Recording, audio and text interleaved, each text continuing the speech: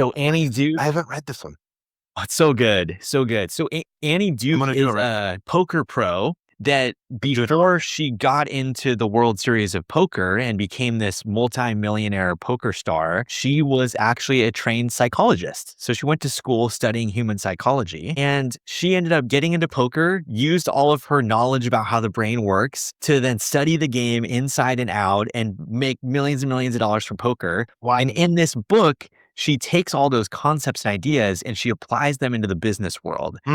So this book actually was one of the things that helped her pivot to actually being a business consultant, that now she's a pretty high-end business consultant. And she talks all about how to make better decisions by thinking of each decision as essentially a bet. You're making small bets every day in the way you live your life.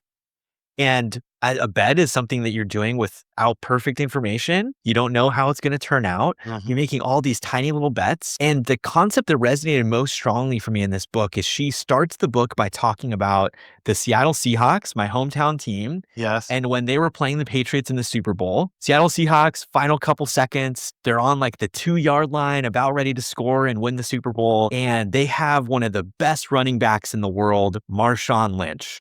Right. And instead of handing off to Marshawn Lynch to run it in for a touchdown, they decided to pass and it got intercepted. And Annie Duke uses this story to talk about how if that pass had actually been completed, they won the game, it would have been the best, most brilliant coaching call in the world, you know? But instead, because it got picked off, and only because it got picked off, it was revered as one of the worst calls of football history. But if you actually pull back the layers and you run the stats on that play throughout history, the decision to pass rather than run, it was actually a really good decision. So she uses that story as a way of talking about how we fall prey to what she calls resulting. We look at the result of a decision and we say, if it was a good result, it was a good decision. If it was a bad result, it was a bad decision. When what we should do is independently evaluate each decision. Did we make the right call based on what we knew at that time?